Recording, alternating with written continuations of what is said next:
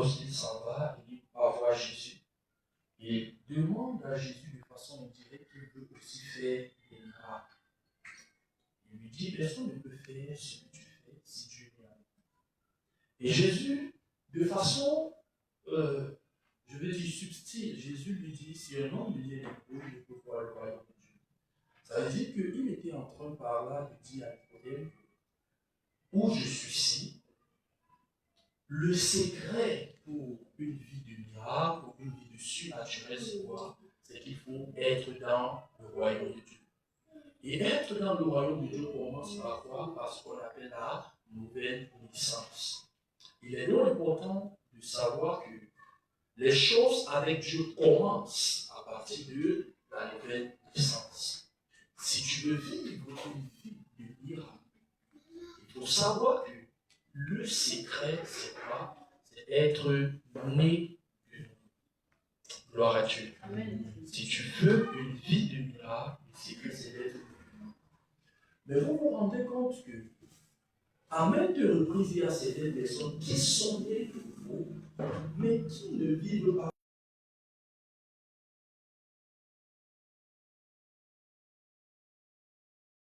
Je vais dire, c'est quelque chose d'étrange. C'est quelque chose d'étranger. C'est quelque chose de distant. Alors que ça devrait être quelque chose de récurrent. Et nous avons vu au travers de Matthieu, chapitre 11, que lorsque nous parlons de l'intervention surnaturelle, le véritable secret, c'est quoi? C'est il faut être un violent. Et nous avons essayé de bien l'expliquer. La Bible dit, depuis le temps de Jean-Baptiste jusqu'actuellement, le royaume de Dieu est proche. On dit d'abord, parmi tous ceux qui sont nés des femmes, il n'y a personne qui soit plus grand que Jean. Ça veut dire que dans toute l'ancienne création, le plus grand, c'est Jean-Baptiste. Mais nous qui sommes dans le royaume, le plus petit est plus grand que Jean-Baptiste. Nous avons donc vu au travers de cela que, en fait, le potentiel dans la nouvelle naissance, ou alors le potentiel dans le royaume de Dieu, est tellement plus élevé que le potentiel dans l'ancienne créature. Ça veut dire, celui qui est né de nouveau participe à un style, un type de vie qui est de très loin supérieur au type de vie que l'on a lorsqu'on n'est pas né de nouveau. Et nous avons encore attesté cela par 2 Pierre chapitre 1, où la Bible nous dit, comme sa divine puissance, nous a donné tout ce qui contribue à la vie et à la piété au travers de la connaissance. Et la Bible nous dit là-bas que, en fait, au travers de ces, n'est-ce pas, lesquelles assurent les plus grandes et les plus précieuses promesses, par lesquelles nous sommes participants à la vie divine. Ça veut dire qu'en fait, nous devenions participants conformes au même type de vie que Dieu. C'est ce que la Bible nous dit. Ça veut dire que, en fait, le potentiel qui est en Dieu, nous l'avons aussi en tant qu'enfants de Dieu. Amen. Et nous avons développé ça en disant que lorsqu'on dit que quelqu'un est enfant de Dieu, c'est quelque chose de très fort. Parce que le lion met au monde le lion, le chat met au monde le chat, le chimpanzé met au lion le chimpanzé, mais Dieu aussi met au monde Dieu. Il a dit un Dieu. Autrement dit, nous avons la nature, nous avons l'identité de Dieu. Mais le problème parfois, c'est qu'on peut être à un rang ou alors à un stade primaire. On n'a pas encore développé le potentiel. Et c'est ça parfois qui amène les gens à croire qu'ils ne sont rien ou alors qu'ils n'ont rien. Bien qu'ils ont tout. Gloire à Dieu. Aujourd'hui, j'aimerais que nous puissions continuer. Nous allons développer un autre volet, n'est-ce pas, dans ce, je vais dire à partir de dans ce thème, qui est comment développer le surnaturel. Mais nous allons voir, je ne sais pas si je vais appeler une clé pour développer le surnaturel, qui est de développer la foi. Amen. Qui est la foi. Je ne sais pas si je vais dire bâtir sa foi, parce que nous allons aller beaucoup plus dans cette orientation aujourd'hui. Ouvrons vos Bibles dans le livre d'Hébreux, chapitre 11, du verset 1 au verset 3, et nous allons lire le verset 6. Hébreux,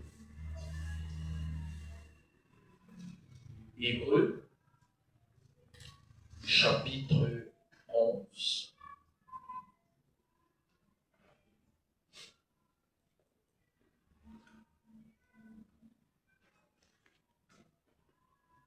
Nous lisons du verset 1 au verset 3 et le verset 6.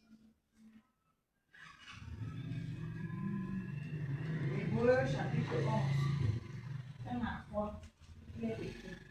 Oui. Or, la foi est une ferme assurance Or, la foi est une ferme assurance des choses qu'on espère. Des choses qu'on espère. Une démonstration de celles qu'on ne voit pas. Une démonstration de celles qu'on ne voit pas.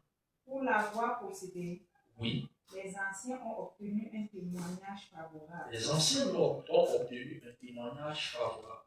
C'est par la foi que nous reconnaissons oui. que le monde a été transformé par la parole de Dieu. Je dois se former ou transformer. Formé par la parole de Dieu. En sorte que ce qu'on voit oui. n'a pas été fait de choses visibles. Amen. Gloire à Dieu. Verset 6. Verset 6. Oui. Or, sans la foi, il est impossible de lui être agréable. Il est impossible de lui être agréable. Car il faut que celui qui s'approche de Dieu, croit que Dieu existe. Et qu'il est le rémunérateur de ceux qui le cherchent. Amen. Amen. Ici, nous voyons l'auteur de l'épître d'Hébreux qui se retrouve en train de développer un thème assez important qui est la foi. Vous voyez, il y a eu beaucoup de choses, n'est-ce pas, qui ont été dites sur l'épître d'Hébreux, et beaucoup de personnes s'accordent sur le fait que ce soit Paul qui ait écrit cela. Mais unanimement, n'est-ce pas, on reconnaît que l'auteur d'Hébreux est inconnu. Bien qu'il y a des gens qui parlent et qui croient que c'est Paul qui a écrit cette épître. Et moi, j'en fais partie. Je fais partie de ceux qui pensent que c'est Paul. Mais de façon universelle, l'auteur de cette épître est inconnu. Et vous voyez ici, donc, il commence à développer beaucoup de choses, beaucoup de thèmes, il développe beaucoup d'aspects. Et il arrive sur un point très important où il développe un enseignement sur la foi. Et il commence d'abord par la définition. Il dit, la foi est une ferme assurance des choses qu'on espère. Commençons d'abord là où il parle. La foi est une ferme assurance des choses qu'on espère. Au travers de ceci, on se rend compte que, à la première vue, il y a d'abord ce qu'on appelle l'espérance. L'espérance, c'est quoi? C'est une attente future de quelque chose. Ça veut dire que je suis là, je suis en train de me retrouver dans une certaine position et je m'attends à ce que quelque chose dans le futur puisse se passer. Mais ce n'est pas seulement dans le sens de l'espérance. On nous dit que c'est l'assurance dans l'espérance. Ça veut dire que c'est quelque chose qui est dans le futur. Mais je suis sûr de cela. Parce que vous voyez, quelque chose peut être dans le futur, tu t'attends à quelque chose, mais tu n'es pas sûr. Or, ici on parle de l'assurance dans cette espérance. Ça veut dire que je suis convaincu du futur dans le présent. Alléluia. Je suis convaincu de la finalité alors que je suis en chemin. Et cette conviction s'appelle la foi. Mais vous voyez, lorsqu'on parle de la conviction, je peux être convaincu aujourd'hui, après demain, je commence encore à réfléchir, mais est-ce que c'est même vrai? Ça veut dire que je ne suis pas ferme dans cette condition. C'est pourquoi la Bible parle de la fermeté, de l'assurance dans l'espérance. C'est-à-dire une ferme assurance. La fermeté, ça veut dire aujourd'hui je suis convaincu, ou alors j'ai envie de dire je suis sûr, demain je suis sûr, après demain je suis sûr, après demain je suis sûr, quel que soit le temps, je suis sûr. Et c'est ça donc, à un moment donné, on se demande, mais en réalité, est-ce que tu es normal quand tu penses à une telle chose? Et au travers de ceci, nous nous rendons donc compte que la foi, en fait, ne vient pas de l'homme. Parce que je sais que la plupart du temps, on peut dire non, oui, je peux la foi pour vivre le surnaturel, pour expérimenter les grandes choses. Non, je dis oui, mais ça ne vient pas de l'homme. Vous vous rendez compte que la fois dernière, nous avons dit que l'une des choses qui différencie l'homme de Dieu, ou alors l'homme de Dieu, qui fait à ce que l'homme peut agir comme Dieu, c'est la foi. Parce que nous avons mentionné cela la fois dernière, et nous avons dit que, par exemple, la Bible nous dit, rien n'est impossible à Dieu, mais la même Bible dit, si vous avez la foi, rien ne vous sera impossible. Ça veut dire, et nous avons compris qu'il est possible d'arriver à à une dimension où rien n'était impossible. C'est la dimension où nous avons la foi que Dieu a. Et la Bible nous dit, par exemple, dans le livre de Matthieu, Marc, chapitre 10, je crois, ça doit être dès le verset 23, la Bible dit, ayez la foi. Non, c'est Marc 11, je pense, verset 22. La Bible dit, ayez la foi de Dieu. Certaines versions en français disent, ayez foi en Dieu. Mais c'est une mauvaise traduction. Parce qu'en fait, on parle ayez la foi de Dieu. Qu'on dit donc ayez la foi de Dieu. Ça veut dire qu'il y a un type de foi qui amène la réalité à être manifeste. Amen. Donc la foi donc, est un élément très important et nous allons essayer d'élaborer cela. La première des choses que j'aimerais dire, c'est que la foi donne accès au monde invisible.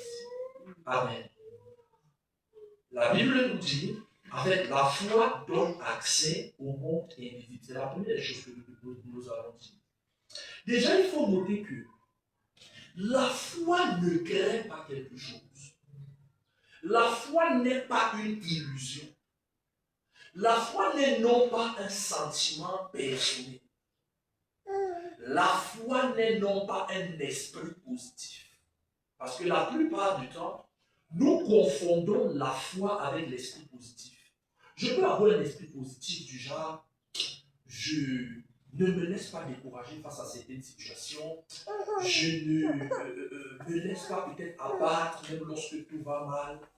Même lorsque tout va mal, je lève toujours la tête, je dis que ça va aller. En fait, ce n'est pas la foi dans les noms. Ou alors, si on peut dire, c'est la foi, mais dans une dimension humaine. Mais si on regarde très bien, ce n'est pas la foi dans l'esprit dont Dieu est en train de parler. Pourquoi? Parce que la foi dans l'esprit dans lequel Dieu parle, c'est quoi? C'est une sémence à l'intérieur de nous. C'est une substance intérieure qui nous donne cette capacité surnaturelle à accepter certaines réalités. Amen. Amen. Ça veut dire que ce n'est pas comme à moi de créer ou alors de chercher. Non, la foi, non. En fait, c'est un élément spirituel qui est développé de façon interne. Et ça permet davantage à une assurance de jaillir au point où je deviens convaincu d'une certaine réalité. Parce que je sais que la plupart du temps, le fait que nous avons mal compris et conçu le concept de la foi, à un moment donné, on pense que c'est parce qu'on est positif que ça veut dire qu'on a la foi. Non. Tu peux être positif, mais ce n'est pas ça la foi, et c'est même bien d'être positif. De ne pas toujours penser négativement, non. C'est bien d'être positif, de regarder les choses dans le sens positif. Mais être positif ne signifie pas toujours avoir la foi. Parce que tu peux être positif, mais les choses se passent contrairement à ta positivité. Or, la foi est une assurance et cette assurance gagne toujours ou alors ça apporte toujours de fruits.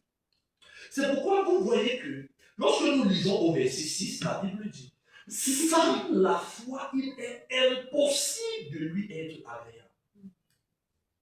La Bible dit, sans la foi, n'est-ce pas, il est impossible d'être agréable à Dieu. Et on explique pourquoi. On dit parce que celui qui s'approche de Dieu devrait croire que Dieu existe et qu'il est le rémunérateur de ceux qui le cherchent. C'est-à-dire le récompenseur de ceux qui le cherchent. Autrement dit, lorsque tu cherches Dieu, il y a toujours une récompense. Mais le problème est que tu peux être dans l'incapacité de recevoir cette récompense parce qu'il n'y a pas la foi. Nous comprenons donc au travers de ceci que ce qui doit nous être donné n'est pas fonction de, je vais dire ça comment, il faut que je dise ça de la meilleure façon, n'est pas fonction de, non, ou je suis comme si je suis en train de forcer les choses, non, ce n'est pas ça. Mais c'est juste que il faut donc cette capacité interne d'avoir accès à certaines choses qui me sont déjà réservées. Je ne sais pas si on se comprend. La foi, donc, c'est cette conviction interne de récupérer ce qui m'est déjà réservé, ou alors de ce qui est déjà comme une récompense pour moi, de ce qui m'est destiné. La foi, donc, ne crée pas quelque chose, non. La foi, elle a juste pour ramener ce qui est déjà disponible à être visible. Je ne sais pas si on se comprend. Regardez, au verset 3 d'Hébreux chapitre 11, la Bible dit, bon, à partir du verset 2 déjà, on dit, non, au verset 3, on dit, c'est pas la foi que nous reconnaissons que le monde a été formé par la parole de Dieu. En sorte que ce qu'on voit n'a pas été fait de choses visibles. Ça veut dire que ce que nous voyons n'a pas été fait des choses visibles. Ça veut dire que les choses sont déjà là. Mais elles ne sont pas visibles. Elles sont invisibles. Elles sont dans le règne spirituel. Les ramener donc du règne spirituel au règne naturel ou alors physique demande de la foi. Ça veut dire que la foi n'est pas là pour recréer certaines choses. La foi n'est pas là pour créer certaines choses. La foi est juste là pour transformer les choses du règne invisible vers le règne visible. Du règne du règne spirituel vers le règne matériel. Ça veut dire, si on prie pour toi là maintenant, par la foi, tu es guéri. Ta guérison n'a pas été créée maintenant. Ta guérison existe déjà dans le règne spirituel. Parce que Jésus-Christ a payé le prix pour cela. Or, comme ça existe, il faut donc la foi pour aller prendre certaines choses et les ramener. Or, quand tu n'as donc pas la foi, Dieu a bien la volonté de guérir son peuple, de nourrir son peuple, d'élever son peuple, de changer la vie de son peuple. Mais Dieu est incapable. Pourquoi? Parce que ton incrédulité court-circuite l'action de Dieu. Je ne sais pas si on se comprend. Nous parlons du surnaturel. Nous parlons du surnaturel. Comment développer le surnaturel? Et nous voyons la première clé, c'est-à-dire pour développer le surnaturel qui est la foi. Et nous expliquons premièrement. Donc, la foi, c'est l'élément où alors la foi donne accès au monde invisible. Parce que le monde visible est une réalité, le monde invisible est une autre réalité. Et le monde invisible, n'est-ce pas, c'est le monde éternel ou alors le monde spirituel. Alors que le monde visible, c'est ce que nous voyons de façon extérieure. Et vous vous rendez compte que Jésus-Christ a déjà tout accompli par sa mort et sa résurrection. Maintenant, pour que nous ayons accès à ce que Jésus-Christ a disposé, nous avons besoin de quoi? Nous avons besoin de la foi. Donc la foi est dans le sens spirituel qui permet aux croyants de percevoir les réalités invisibles. Je reprends, la foi c'est le sens spirituel qui permet aux croyants de percevoir les réalités invisibles. Je vais expliquer ça en un terme très simple. Vous voyez, nous vivons dans un monde matériel. Et nous sommes connectés au monde matériel par les cinq sens. La vue parce que je vois, l'ouïe parce que j'entends, l'odorat parce que je hume ou alors je sens, le toucher parce que bon, je ressens, n'est-ce pas? Et le goût parce que je goûte. N'est-ce pas? C'est-à-dire ce sont les cinq sens qui nous connectent au monde matériel. Si on enlève les cinq sens d'une personne, la personne sera comme morte vis-à-vis du monde matériel. Imaginez une personne un peu, n'est-ce pas, qui n'a pas de cinq sens. N'a pas de cinq sens, c'est-à-dire, tu le touches, il ne ressent rien. Même si tu mets quoi dans la bouche, ça n'a aucun goût. Il ne peut pas humer, il ne peut pas voir, il ne peut pas entendre. Essayez un peu d'imaginer par une personne. Ça veut dire qu'il est un peu comme déconnecté du monde matériel. On se comprend un peu, n'est-ce pas? C'est la même chose avec quelqu'un, n'est-ce pas? Qui a une foi, parce que je ne peux pas dire quelqu'un qui n'a pas de foi. Bon, utilisons cette expression, qui n'a pas de foi. Il est comme déconnecté du monde spirituel. Ça veut dire, toute réalité spirituelle pour lui, c'est le hasard. Ainsi donc, Dieu voulant agir, que ce soit dans sa vie ou au travers de lui, devient incapable. Pas parce que Dieu est impuissant, mais parce que la foi est l'élément fondamental qui amène Dieu à agir. Ou alors, les hommes de Dieu, qui amènent des choses du règne spirituel vers le règne matériel. Gloire à Dieu. Amen. Ainsi donc, la vie surnaturelle commence lorsque les réalités invisibles deviennent plus déterminantes que les circonstances visibles. Je reprends. Les réalités invisibles deviennent plus déterminantes que les circonstances visibles. Je vais prendre un exemple. Imaginons que quelqu'un soit malade, n'est-ce pas? La maladie dans la vie de cette personne est une réalité visible.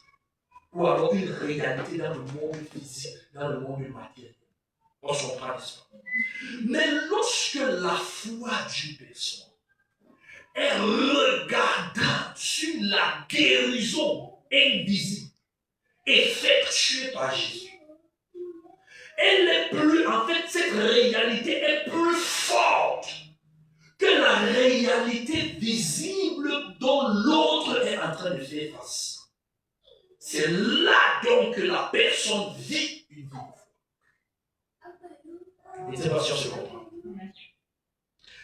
Est-ce que ça veut dire que on est en train de régner la réalité visible? Non. Mais on est en train de croire à une vérité supérieure. On croit à une vérité supérieure. C'est-à-dire on a les regards dans le règne spirituel afin de ramener les choses spirituelles dans la réalité.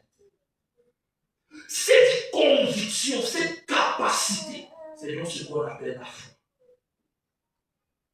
Amen. Donc ça veut dire que la foi n'est pas en train de nier les difficultés. Mais la foi refuse seulement que ces difficultés définissent ta réalité. Donc la foi, donc, c'est choisir de se positionner sur des réalités invisibles. Je dis bien des réalités invisibles. Je dis invisible pourquoi? Parce que la plupart du temps, certains croient que la foi va recréer cette chose. Tu ne recrées rien. C'est déjà là. C'est disponible. Mais juste que c'est dans une sphère, dans un domaine qui n'est pas accessible parce que Jésus-Christ a déjà payé le prix et rendu cela disponible. Mais pour que toi, donc, tu puisses avoir accès à cela, il faut la foi. Je ne sais pas si on se comprend. La deuxième des choses que j'aimerais dire sur la foi, c'est que la foi naît de la révélation de la parole de Dieu. La foi naît de la révélation de la parole de Dieu. Ouvrons nos Bibles dans Romains chapitre 10, verset 17. Romains chapitre 10 et verset 17.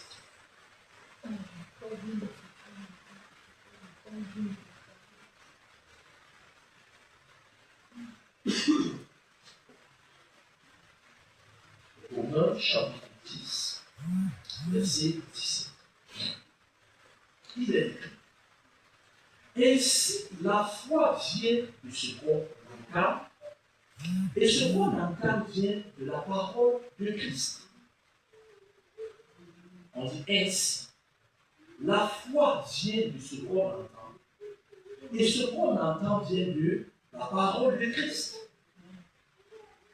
Parce que on parle de foi, on définit la foi, mais on peut se poser la question, comment puis-je faire pour développer ma foi, pour faire grandir ma foi? Déjà, le fait d'abord, je voudrais dire que chacun d'entre nous a une mesure de foi. La Bible nous dit que selon la mesure de foi qui a été donnée à chacun. Ça, c'est dans Romains, chapitre 12, je pense, le verset 3. Il y a la mesure de foi. Quand quelqu'un croit, il y a une foi suffisante qui l'amène à avoir accès au salut. Mais maintenant, cette foi qui est là devrait se développer. On se comprend? Parce que ce que tu vis et expérimentes aujourd'hui, tout cela, tu ne dois pas rester au même niveau. Tu dois grandir à un autre stade. Mais comment donc faire développer cette foi? La Bible dit ainsi, la foi vient de ce qu'on entend, et ce qu'on entend vient de la parole de Christ. Si on dit la foi vient de ce qu'on entend, ça veut dire il y a une prédication de la parole. Parce que si nous lisons très bien ici, là, n'est-ce pas, on commence, mais comment vont-ils croire s'il n'y a personne qui me prêche, ainsi de suite. Et maintenant, la Bible dit, mais Ésaïe a dit, qui a cru à notre prédication? Qui a cru à ce qui a été annoncé? Ça veut dire qu'il faut qu'une parole soit prêchée. Prêcher, ça veut dire proclamer.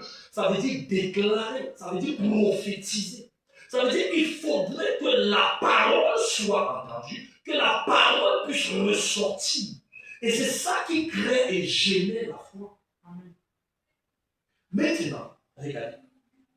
Comment crois-tu donc que tu vas développer ta foi si tu ne t'exposes pas à la parole qui va, n'est-ce pas, t'amener à croire? C'est ça le véritable problème que nous avons.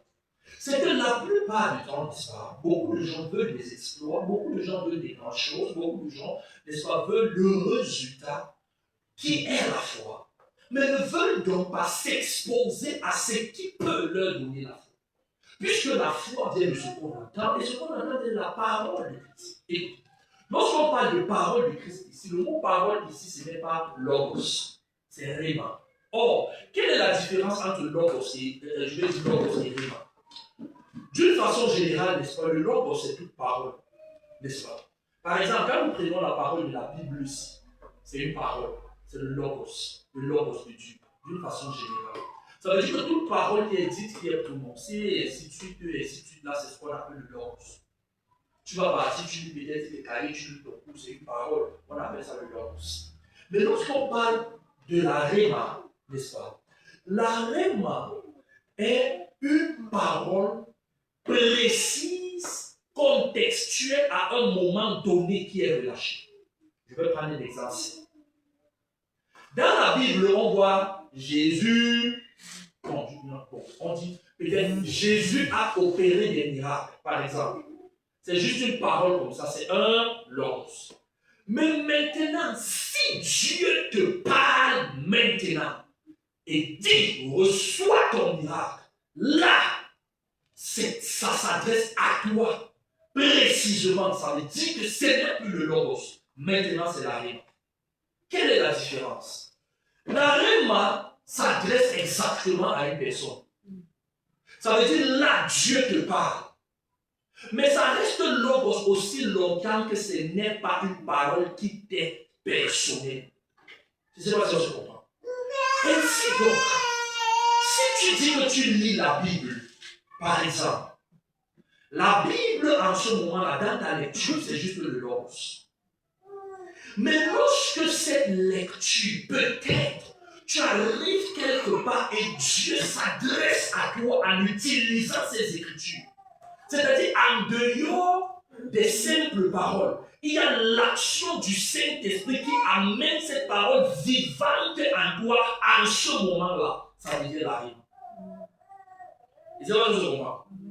Bon, je vais expliquer quelque chose déjà, n'est-ce pas? Parce qu'il ne faut pas confondre réma et révélation. Parce que je sais qu'à l'extérieur, beaucoup de personnes qui ne comprennent pas, n'est-ce pas? Et peut-être disent réma, c'est révélation. Quand quelqu'un va venir, peut-être il va développer un mystère de la parole. On va dire réma. Non. Révélation en grec, c'est apocalypsos. En fait, ça parle de révélation, c'est-à-dire l'ouverture d'un mystère. La découverte de quelque chose de caché. Réma, ce n'est pas quelque chose de découvert. Non. Réma, c'est une expression directe vers une personne. Il faut maîtriser les deux concepts. Ça veut dire maintenant, lorsque nous lisons la Bible, à plusieurs reprises, beaucoup de personnes se donnent uniquement à l'extérieur de la parole. Mais la parole n'a pas de vie en ce qui est enseigné. Pourquoi? Simplement parce qu'ils se sont juste limités sur ce qu'on appelle la lettre. Tu peux relire la Bible, mais la vérité c'est que, premièrement, la Bible n'a pas été écrite pour toi. Ça a été écrit pour certaines personnes à une certaine époque qui vivaient certaines situations. Mais toi, maintenant, ramenant cela à toi, à ton contexte, afin que l'Esprit de Dieu puisse vivifier cette parole et que tu l'expérimentes au temps présent. Ça devient donc une rime. Je ne sais pas si on se comprend.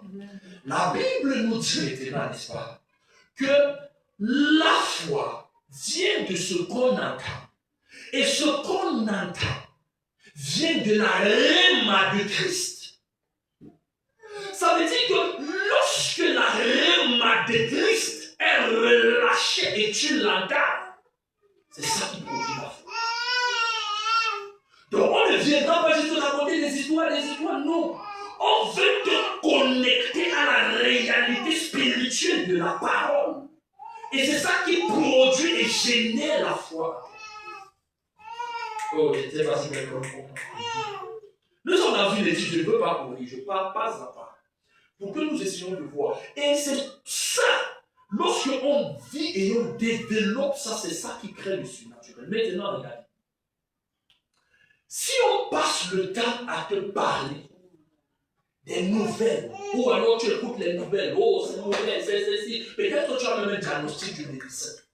On te parle de non, ou c'est là, c'est mauvais, c'est fini, non, il n'y a plus aucun espoir, un ensemble de trucs. En fait, ça va t'amener à ne plus accepter la réalité qui est en Christ. On se comprend? Mais si tu viens, on te dit que non, Jésus-Christ a porté tes maladies, Jésus-Christ s'est chargé de tes infirmités, oh, par ses meurtres, tu as été guéri, oh, voici ce qu'il est écrit, voici, oh, c'est tu reçois ton miracle, tu dis amen, on parle comme ça, plus on est en train de parler, plus on parle, ça fait monter quelque chose en toi qui t'amène à te connecter à la source. C'est pourquoi la Bible dit, prenez garde à ce que vous entendez. Parce que ce qu'on va te dire, c'est ça que tu vas croire, que tu le veuilles ou pas. Si on passe pour le temps à te dire attention, attention, attention, oh tout va mal, attention, tout va mal, oh attention, tout va mal. À un moment donné, même inconsciemment, tout ira mal. Mais si on te dit que non, au-delà de là où tu es, ta vie ne dépend pas de là, ta vie, la source est en Jésus-Christ. Oh, accepte Jésus, crois en Jésus, connecte-toi en Jésus, peu importe. Oh, parce que la Bible dit tout va bien, Jésus a tout accompli à la croix, ainsi de suite. À un moment donné, tu ne vas plus regarder à toi, mais tu dois regarder à lui. Déjà, il faudrait noter que la foi ne compte pas sur notre potentiel, mais ça compte sur ce que Jésus-Christ a effectué par sa mort et par sa résurrection. Ça te connecte à une réalité spirituelle. Ça te connecte à un fait qui a déjà été accompli. Ça veut dire que lorsque je suis en train de parler, la Bible dit, nous ne nous prêchons pas nous-mêmes. C'est Christ que nous sommes en train de prêcher. Ça veut dire que nous introduisons dans une réalité dans laquelle ton regard est uniquement sur Jésus-Christ, sur ce qu'il a effectué, sur ce qu'il a pourvu, par sa mort et par sa résurrection. Ce n'est pas par tes propres efforts, ce n'est pas par tes propres capacités. Et plus tu es regardant à cela, plus tu, n'est-ce pas, acceptes cette démonstration interne. Oh, je ne sais pas si quelqu'un me comprend. Ça veut dire qu'en fait, à la base de tout, c'est la parole de Christ. La parole de Christ. C'est le message que tu écoutes. Quel est le message que tu écoutes? Bon, est-ce que ce sont les journaux? Les informations? Non, ça ne va pas quand tu écoutes les influenceurs. Surtout qui sont en Belgique. Parfois, tu te poses la question si c'est le même Cameroun où nous sommes ou alors si c'est un autre. Je ne dis pas que tout est parfait. Je ne dis non plus qu'il n'y a pas un peu de vérité dans ce qu'ils disent. Mais la façon dont ces gens sont en train de parler, tu as l'impression que le Cameroun c'est un enfer. Et tu te demandes qu'il y a des gens qui vivent la vie comment. Bon, moi, je me pose même souvent, bon, c'est vrai, c'est dû d'une certaine façon, ainsi de suite. Mais la vérité aussi, c'est que c'est aussi dû comme ça presque partout. Même en Bénin, il y a des gens qui souffrent. Dis-moi si je comprends. Mais quand les gens là te parlent, tu te dis, attends, c'est le même Cameroun où je vis sur bien si c'est un autre. Non, il n'y a pas d'eau, il n'y a pas de courant, il n'y a pas de ceci. Mais tu dis ça, les gens qui sont en train de te suivre maintenant, il faut quand même charger leur téléphone et te suivre. Donc une amplification à une dimension. Et tu te demandes, quand tu écoutes de telle personne, non c'est mauvais, tout va mal, c'est mauvais, tout va mal, c'est mauvais, tout va mal. Tu as l'impression que ta vie ne se limite qu'à cela. Et pour toi-même, même si tu avais même un grain d'espoir, ça disparaît. Et tu es déconnecté de la réalité selon laquelle ta vie dépend du royaume de Dieu et non de l'environnement dans lequel tu es. Parce que la vie d'un enfant de Dieu vient du royaume réel. La Bible nous dit, n'est-ce pas? Habakkuk a parlé de cela et l'apôtre Paul est venu personnaliser cela. Il dit, le juste vivra par sa foi. Bon, lisons ça, parce que nous sommes dans une étude. Ouvrons Romains chapitre 1. Habakkuk, lui, il a parlé de cela. Il a dit là, il ne va pas là. Mais Paul, lui, il a dit ça de la bonne façon. Il a dit ça de la bonne façon, parce que la façon dont Paul lui parle de cela, c'est là que tu comprends que, donc c'est aussi profond. Verset 17, Romains chapitre 1, verset 17. Romains chapitre 1, verset 17. Parce qu'en lui est révélée la justice de Dieu. Est révélée la justice de Dieu Par la foi. Et pour la foi. Et pour la foi. Selon qu'il est écrit. Selon qu'il est écrit. Le juste vivra par la foi. Par la foi. Par la foi. Bien. C'est par la foi. C'est par la foi. Ouais. Oui. Selon qu'il est écrit, le juste vivra par la foi. Allons un peu, peut-être c'est Habakkuk. Habakkuk 2.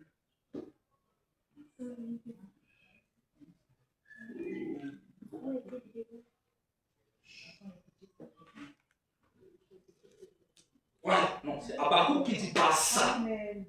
Habakkuk 2, 4. Il est écrit, j'ai lu à partir d'ici. Voici son âme sait qu'en fait, elle n'est pas droite en lui. Mais le juste vivra par sa foi. Le juste vivra par sa foi. Ça veut dire que c'est ta foi que tu bâtis qui te permettra de vivre. Amen. Bon, quand on dit de vivre, peut-être tu vas dire, mais tu as devant. Il faut noter que le concept de vie n'est pas un concept d'existence. C'est un concept de la manifestation de l'essence de la création. La capacité d'expérimenter le standard que Dieu a établi, que l'on devait établir. Ça veut donc dire que la foi est l'élément vital qui permet à une personne d'expérimenter le divin. Or, cette vie donc est manifeste par l'expression de la foi en Dieu que tu as. Gloire à Dieu. Amen. Si on dit le juste vivra par sa foi, il faut donc noter que plus tu développes ta foi, plus tu manifestes les réalités de Dieu étant sur la terre. Tu manifestes le surnaturel et non, n'est-ce pas, tu ne subis les réalités de la vie. Parce que la plupart du temps, beaucoup d'entre nous subissons. La foi nous amène à ne pas subir, mais à imposer le règne de Dieu. Or, la plupart du temps, nous subissons. Donc la foi donc ne vient ni des émotions, ni de la volonté humaine, ni d'un optimisme naturel. Lorsqu'on parle d'un optimisme, c'est-à-dire le fait d'être positif, de voir les choses uniquement dans le bon sens. C'est bien d'être optimiste, mais il faut noter que l'optimisme, ce sont des choses qui, en fait, ça t'amène à voir les choses dans un sens mental, psychologique. Or, la foi est dans la réalité spirituelle. Autrement dit, la foi ne se repose pas sur tes propres capacités. La foi se repose sur ce que Jésus-Christ a fait par sa mort et sa résurrection. Ça veut dire que celui qui a un regard de la foi se base sur ce que Jésus-Christ a accompli par sa mort et par sa résurrection. Il ne regarde pas à lui-même. Est-ce que tu peux dire Amen? Amen. Quand tu regardes à toi-même, à un moment donné, tu seras déçu. Pourquoi? Parce que tu ne vivras que des choses connectées à ta réalité, à ta capacité, à tes possibilités. Mais la foi t'amène à vivre le surnaturel. Vous voyez, la Bible nous dit, si quelqu'un vous a la foi, rien ne vous sera impossible.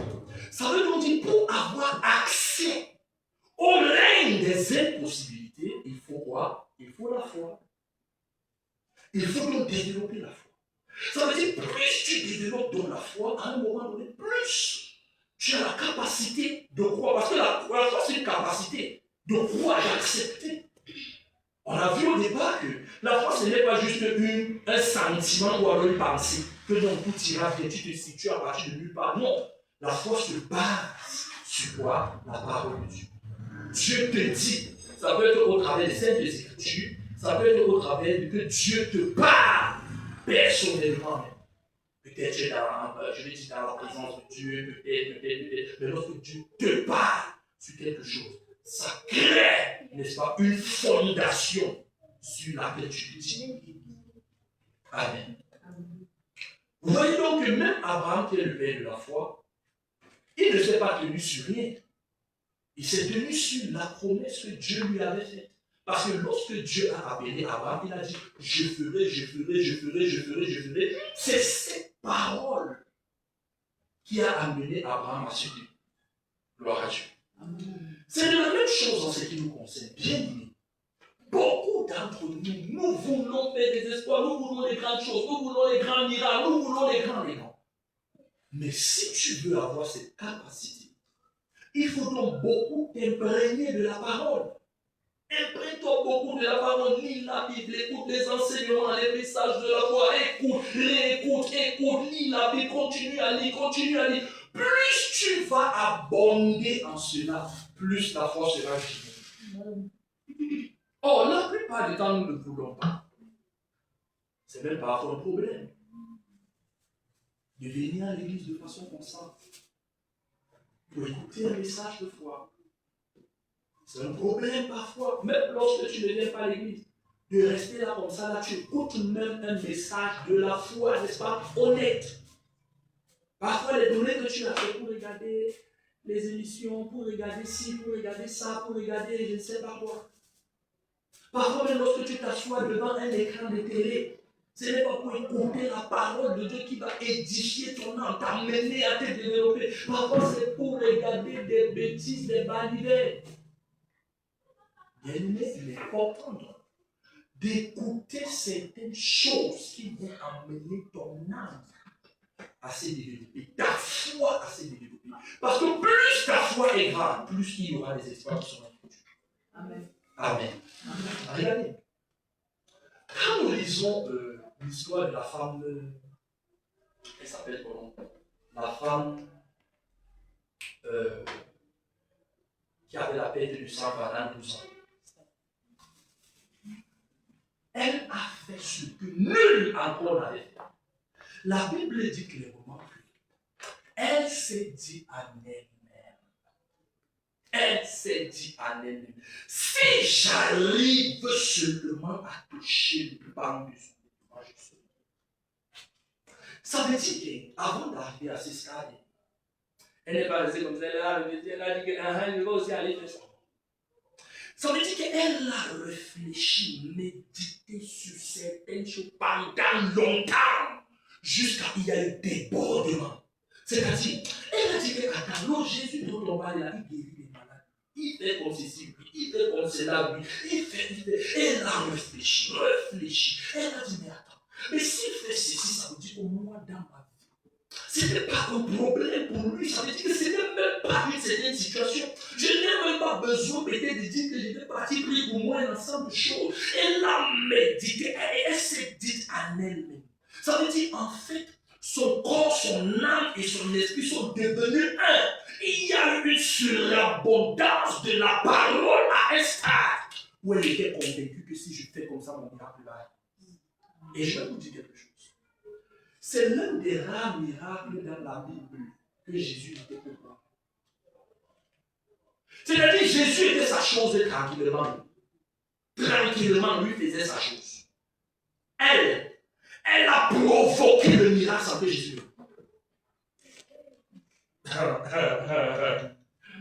J'ai dit qu'elle a provoqué, donc du genre que Jésus n'est pas au courant, ni au départ, ni à l'arrivée. Mais son miracle est venu. Ceci nous amène à comprendre quoi.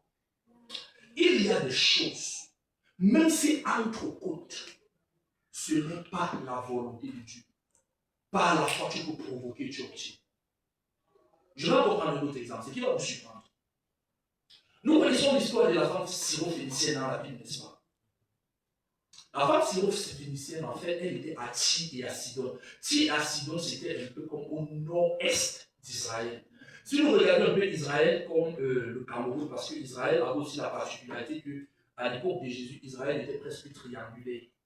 Donc presque triangulaire comme le Cameroun aujourd'hui. Donc nous pouvons un peu bien comprendre Israël, en fait la géographie d'Israël avec la cartographie du Cameroun actuel. Bon. Maintenant, vous voyez donc Tyr et Sidon, c'était un peu comme au nord-est du Cameroun, d'Israël, un peu comme le Nigeria est. Vous voyez un peu la position du Nigeria sur la carte, n'est-ce pas? C'est là-bas. Or, quand Jésus-Christ travaillait beaucoup, parce que Jésus-Christ vivait en Galilée, donc il y avait des ministères d'Akapenaoum, des trucs comme ça, et pendant les fêtes, Jésus descendait généralement en Judée, c'est-à-dire à Jérusalem, Cana et tout le reste, il assistait aux fêtes, et par la suite, il remontait. Or, quand il remontait, parfois il passait par la Samarie, parfois il partait contourner, c'est-à-dire par le Jourdain, un peu comme si on passait par le Tchad, parce qu'il y avait le Jourdain là, il partait contourner, et c'est là où il y avait d'autres régions là-bas.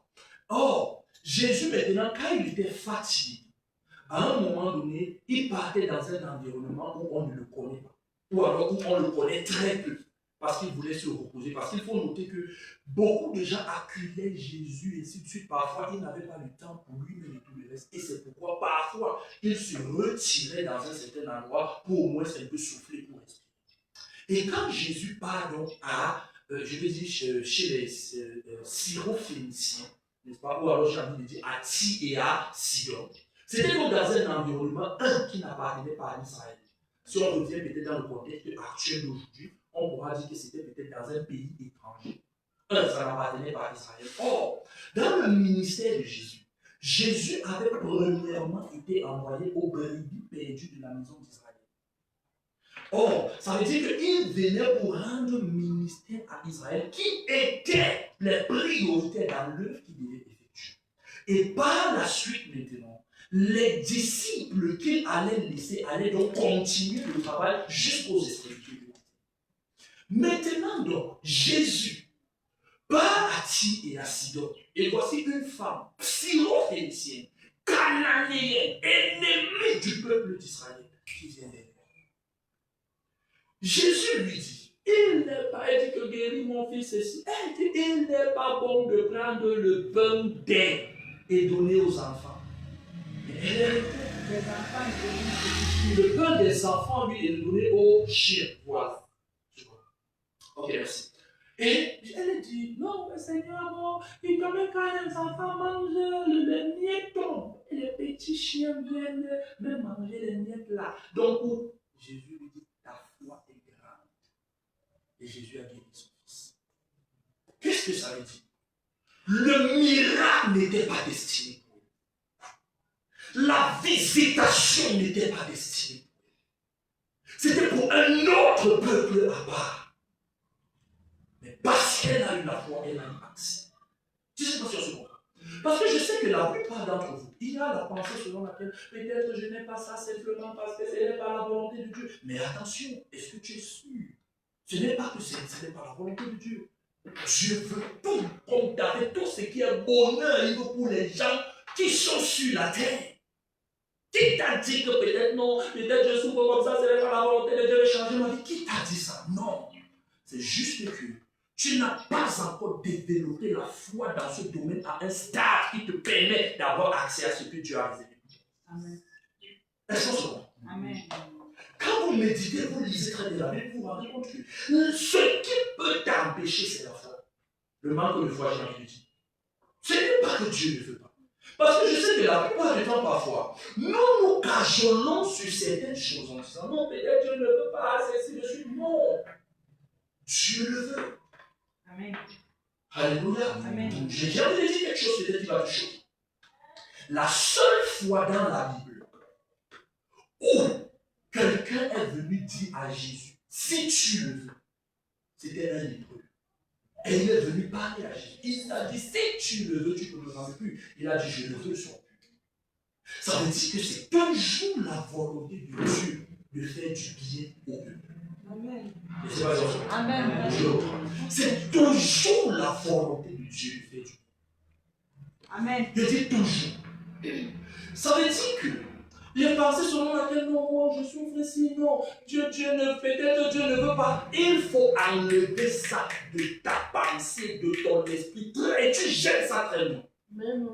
Maintenant, la chose maintenant que tu dois considérer, c'est que si je ne vis pas ceci, peut-être c'est parce que je n'ai pas encore développé ma vie afin d'avoir accès à. Amen.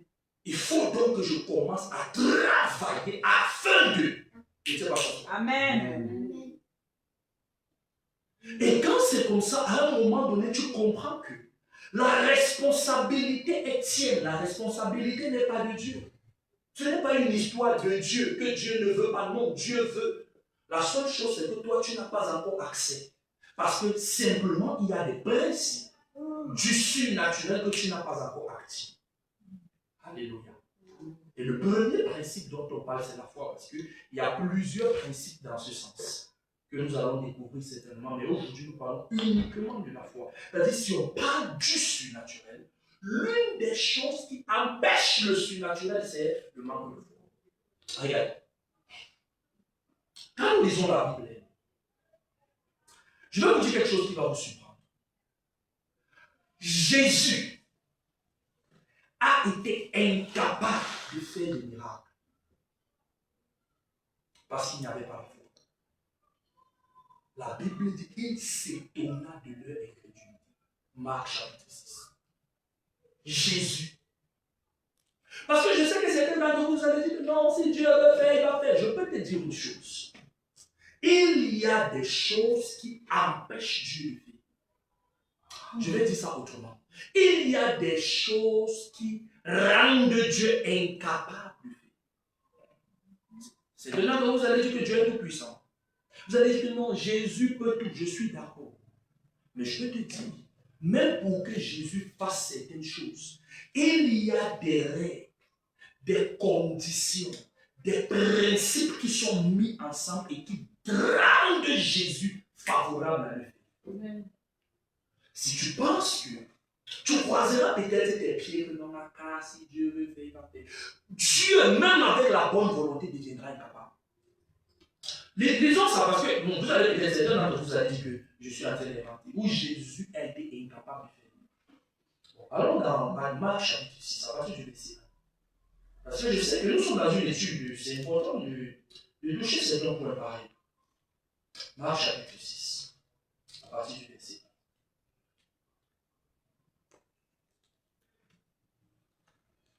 Oh là, gloire à Jésus-Christ. Amen. Il est écrit, Jésus partit de là et se rendit dans sa patrie. Ses disciples le suivirent. Quand le sabbat fut venu, il se mit à enseigner dans la synagogue. Beaucoup de gens qui l'entendirent étaient étonnés et disaient, d'où lui viennent ces choses? Quelle est cette sagesse qui lui a été donnée? Et comment de tels miracles se font-ils par ses mains? N'est-il pas le charpentier, le fils de Marie, le frère de Jacques, de Jose, de Jules et de Simon? C'est qu'il disait que Jésus n'avait pas les frères et sœurs. Voilà ça. Et ces sœurs ne sont-elles pas ici parmi nous? Donc on voyait le petit Jésus qui marchait en route là. Et il était pour eux une occasion de chute. Donc ils se souvenaient du petit Jésus, qu'il faisait les petits trucs, qu'on le réprimandait, que non, ne fais pas comme ça, fais comme ça, il faut respecter. Donc ils avaient cette idée-là, donc de ce Jésus-là. Donc on ne voyait en lui rien de spécial, de précieux, de mystérieux. On dit, mais comment? C'est pas le petit qu'on a vu ici, on te connaît, non? On connaît ta mère, on connaît tes frères. Toi, tu veux nous dire quoi? Et la Bible dit, n'est-ce pas? On dit, mais Jésus leur dit, un prophète même méprisé, que dans sa partie, parmi ses parents et dans sa maison, il ne put. Si on dit il ne put, ça veut dire qu'il a essayé. Vous avez besoin de voir. On n'a pas dit qu'il n'a pas voulu. Mais il ne faire aucun miracle. Là, aucun miracle. Si ce n'est qu'il imposa les mains à quelques malades, il est guéri. Maintenant, il y a une différence entre un miracle et une guérison. Une guérison, n'est-ce pas, peut être progressive, mais un miracle est instantané. Vous avez besoin de comprendre. Ça veut dire que si, par exemple, un exemple, quelqu'un est malade, on peut prier pour la personne peut être guérie. En fait, il y a une amélioration de la situation, plus la personne avance, plus, n'est-ce pas, la situation s'améliore. Peut-être d'ici 3 jours, la personne est totalement rétablie. On se comprend, n'est-ce pas? La personne a été guérie. Mais un miracle de guérison, c'est qu'on prie là maintenant, la maladie disparaît instantanément. Nous comprenons donc au travers de ceci que le miracle est supérieur à la guérison.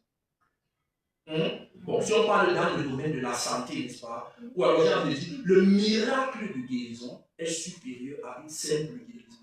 Parce que la guérison, progressivité, alors qu'un miracle de guérison instantané. On se comprend ça. Mais maintenant, ce qui est le plus important ici, c'est leur incrédulité. Verset 6. Et il s'étonna de leur incrédulité. Ça veut dire que Jésus n'a pas pu faire à cause de quoi? De leur incrédulité. Il y a des choses, par exemple, ou alors des gens qui ne peuvent pas recevoir un miracle de Dieu parce qu'ils sont incrédules. Parce qu'ils ne croient pas, ils n'acceptent pas. Tu ne prêches la parole de Dieu, ça entre, c'est ça, c'est il est là ici. Donc, en fait, il a développé sa vie dans le règne naturel de telle façon qu'il refuse d'accepter les réalités spirituelles. Et c'est la raison pour laquelle vous allez vous rendre compte que, avant de faire quoi que ce soit, nous prêchons la parole de Dieu. Parce que je sais que certaines personnes vont dire que même si tu as le don, pourquoi tu ne pars pas à l'hôpital, tu pries pour, tu enlèves tous les malades qui sont là. On écoute ça chaque jour. L'autre va dire, bon, mais si c'est pour ça là, pourquoi tu ne les viens pas comme ça là, tu regardes les gens comme ça là, tu les guéris seulement. Non, ça ne marche pas comme ça.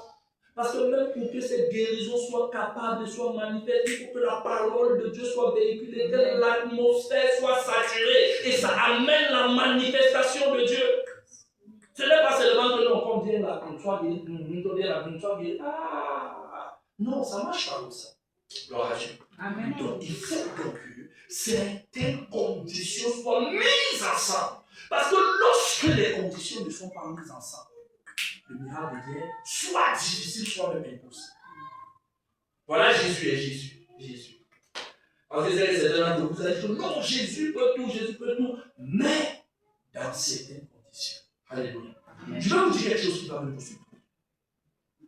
Jésus n'est pas parti vers tous les malades. Mais tous ceux qui ont eu la foi en Jésus ont été. Amen. Tous. Ça veut dire qu'il y a des choses que même si Dieu ne se redirige pas vers toi pour te localiser, toi, tu peux activer par ta foi et tu Amen. Amen. Ça veut dire que, en fait, il y a deux voies de la guérison. En fait, deux voies du miracle. Je crois que j'ai déjà enseigné ça. Est-ce que j'ai déjà enseigné ça ici? Je ne pense pas. Mais à la radio, j'ai déjà parlé dessus. Il y a la voie du miraculeux, c'est-à-dire de Dieu vers les hommes. Et il y a la voie du miraculeux, les hommes vers Dieu. De Dieu vers les hommes, c'est quoi? C'est la miséricorde de Dieu. Dieu, dans son plan éternel, il choisit peut-être que je vais faire quelque chose dans la vie de quelqu'un. N'est-ce pas? Mais il faudrait noter que dans la voie de la miséricorde, Dieu est sélectif. Dieu est sélectif. Il peut dire que non, il y a quelqu'un là-bas, comme ça, ça va se passer. Par exemple, Jésus est parti dans la piscine de Bethesda, mais il a guéri un seul malade. Alors qu'il y avait une multitude de malades là-bas qui attendaient le mouvement de l'eau.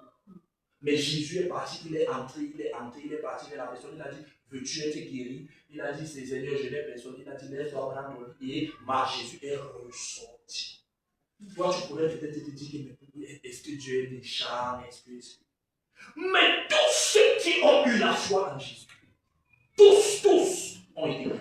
Amen. Ça veut dire qu'il y a certaines choses que si tu attends que Dieu se souvienne de toi, il est possible que tu n'attendes pour toute une éternité. Mais lorsque à un moment donné, toi tu te décides et tu dis, trop, c'est trop. Je peux te rassurer une chose, c'est que tu peux provoquer toi-même ton miracle. Amen. Amen. Alléluia. Amen. Maintenant, continuons sur quelque chose. Troisième point que je veux développer sur la foi, c'est que la foi est l'accord de notre esprit avec la parole de Dieu. Je reprends. La foi est l'accord de notre esprit avec la parole de Dieu. L'accord de notre esprit avec la parole de Dieu. Nous n'avons pas assez de temps de Dieu dit pour lui, mais dans Marc chapitre 9, verset 3, qu'est-ce que la Bible nous dit? La Bible nous dit clairement, si tu crois, tout est possible à celui qui croit. Si tu crois, tout est possible à celui qui croit. Lorsqu'on parle de l'accord entre notre esprit avec la parole de Dieu, c'est un peu comme la continuité du point précédent que nous avons vu. Parce que lorsque nous voyons, j'ai envie de dire, notre esprit, il y a la parole de Dieu. Parce que, en fait, la parole est là. Mais lorsque la parole de Dieu vient s'intégrer à ton esprit, ça devient une autre réalité interne. Et lorsque la réalité est déjà là, ça veut dire que tu crois, tu acceptes. Et en acceptant cette réalité qui est interne, Ça ressort simplement et le miracle est en fait. Amen. Donc, ça veut donc dire que, en fait, la foi n'est pas une pensée positive. Non. Ni un simple espoir sur des choses, que les choses iront mieux. N'est-ce pas? Elle est l'accord profond de notre esprit avec ce que Dieu a dit. Ça veut dire c'est que tu acceptes ce que tu dis. Tu acceptes ça. Tu dis oui à cela. La plupart du temps, nous sommes le plus, j'ai envie de dire, nous sommes plus conscients des réalités vitales que nous avons que de la parole de Dieu. C'est vrai, c'est parce que nous vivons dans un monde matériel. Maintenant, il faut faire certaines choses afin d'être plus conscient des réalités spirituelles. Et c'est donc le travail que chacun de nous peut faire. Il ne sait pas si je comprends. Et je dis c'est un travail parce que la foi a un double aspect. Bon, je vais dire, il y a, utilisons le terme, je n'ai pas dit deux types de foi, mais mettons deux formes de foi. Utilisons forme. Et il y a ce qu'on appelle la foi normale, la foi salvatrice, c'est-à-dire la foi qui apporte une solution. Et il y a la foi suprême, qu'on appelle généralement le don de la foi.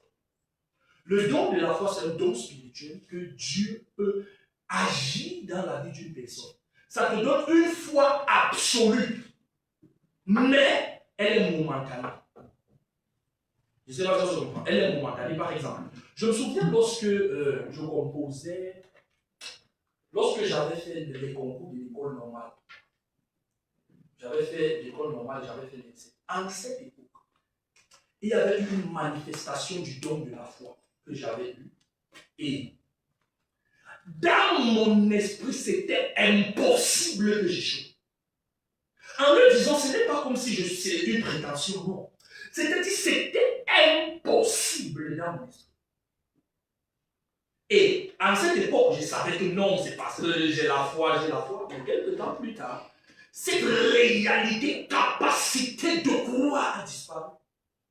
Pas parce que j'avais fait dans la foi, non. C'est juste parce que pendant ce moment, pour atteindre un objectif, Dieu déclenche quelque chose. Ça veut dire que lorsque le don de la foi se manifeste dans la vie d'une personne, il y a une, je vais dire croyance, ou alors une conviction absolue. Tu sais que c'est impossible que le contraire se manifeste. Amen. Mais, c'est le don de la foi. Et le don de la foi, c'est différent de la foi que tu travailles chaque jour et que tu développes. Le don de la foi, ça vient, ça part. Ça vient, ça part. Mais c'est absolu. Quand ça vient, c'est bon. Amen. Mais la foi donc salvatrice, qui est la foi que tu travailles, tu dois travailler chaque jour, la développer.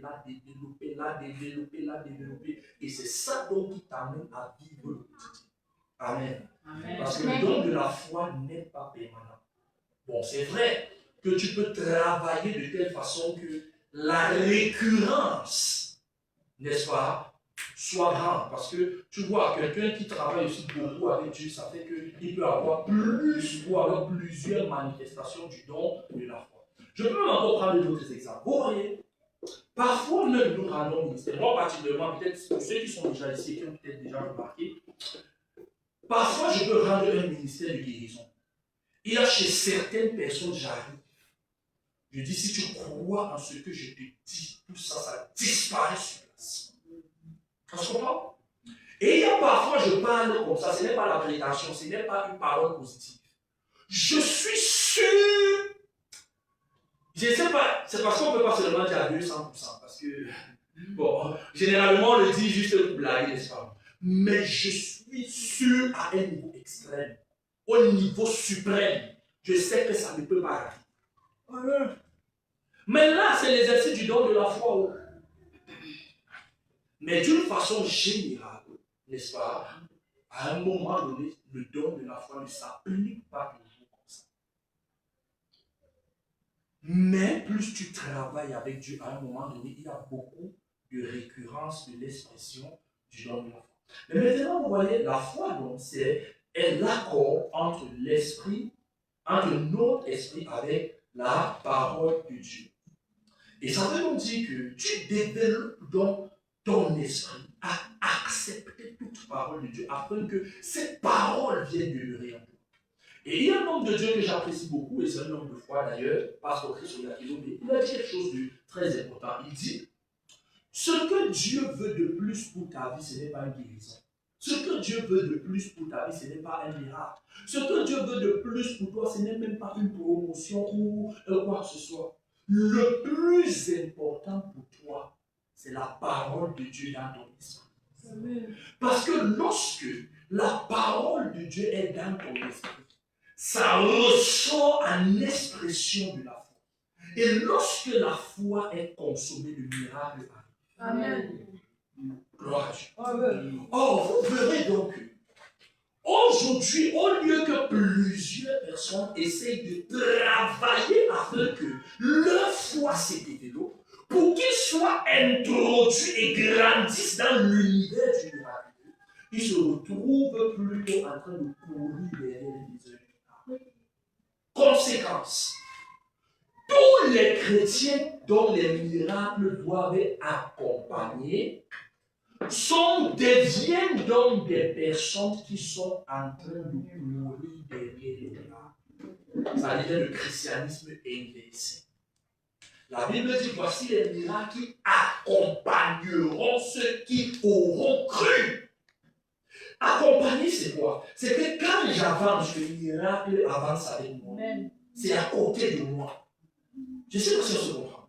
Mais maintenant, les gens commencent à courir derrière les miracles à gauche et à droite. Mais à un moment donné, assois-toi, travaille ta foi, développe ta foi. Tu seras introduit dans l'univers du miraculeux. Même si c'est là, mais la vérité, c'est que plus tu vas avancer, plus tu vas grandir en cela. Et plus tu vas grandir, il y a certaines choses qui étaient difficiles qui vont devenir triviales.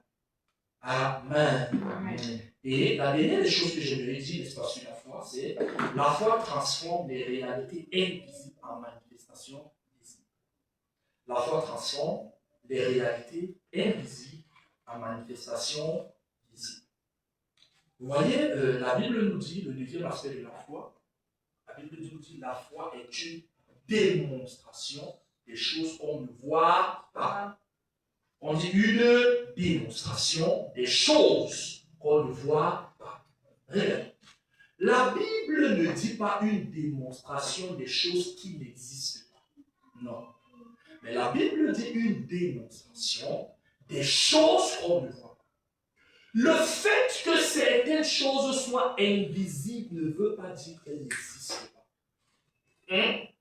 La foi te rend donc conscient des réalités invisibles et t'amène à les ramener dans la réalité visible, c'est-à-dire dans le monde.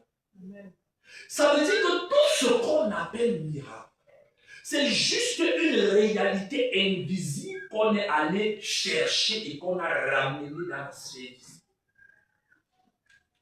Or, un homme de foi, c'est quelqu'un qui a donc développé son esprit afin de dépendre de ce que Jésus-Christ a effectué, a accompli, afin d'amener cela dans la sphère.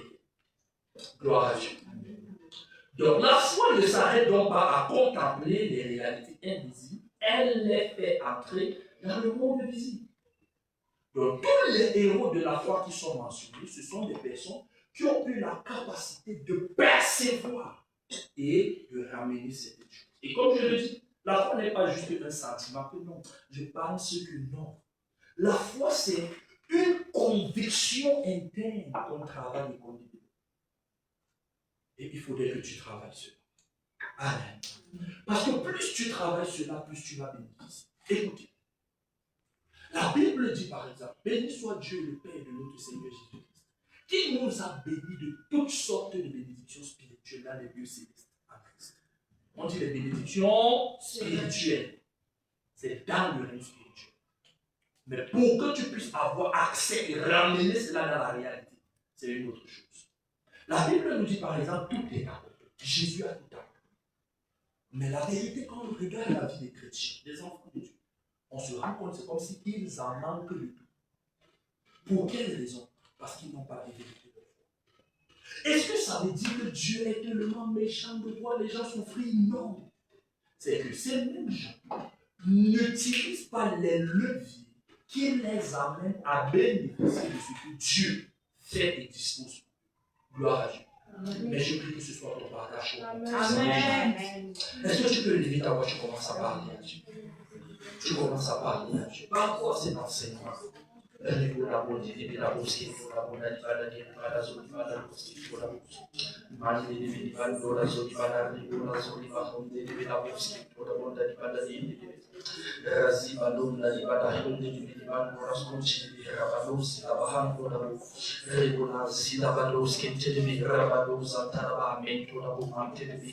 foi grandit maintenant dans le nom puissant de Jésus. Je refuse de rester au même niveau.